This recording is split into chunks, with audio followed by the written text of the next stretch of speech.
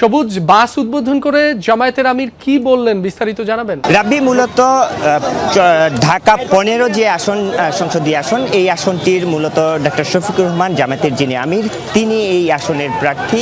এইখানে তার নির্বাচনী যে কার্যালয়, প্রধান নির্বাচনী কার্যালয়, সেই কার্যালয়ের উদ্বোধন করলেন এবং এর পাশাপাশি একটি ডিজিটাল মাল্টিমিডিয়া বাসের তিনি উদ্বোধন করলেন এর মধ্যেই। এবং এই বাসটিতে করেই, অর্থাৎ তিনি তার নির্বাচনী এলাকা এবং ঢাকার অন্যান্য যে আসনগুলো রয়েছে, এই আসনগুলোতে এই মাল্টিমিডিয়া বাসটিতে করে তার যে প্রচারণা, সেই প্রচারণাগুলো চালাবেন। এবং অনলাইন কেন্দ্রিক বা মাল্টিমিডিয়া কেন্দ্রিক যে প্রচারণার ইউনিট রয়েছে একটি, সেই ইউনিটটি মূলত এর মাধ্যমে এই বাসটি থেকেই প্রচারণা চালাবে।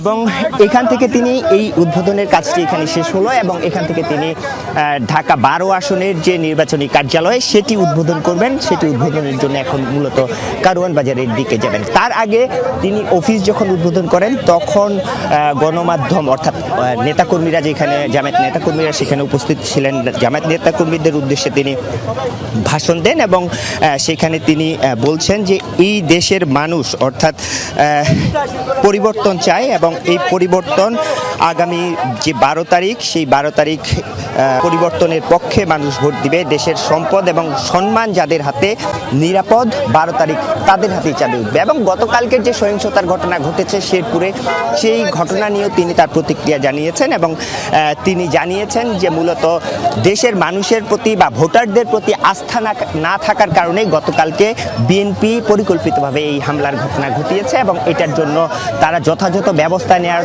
জন্য প্রশাসনের প্রতি আহ্বান জানিয়েছেন। রাব্বি। সবুজ, আপনাকে ধন্যবাদ।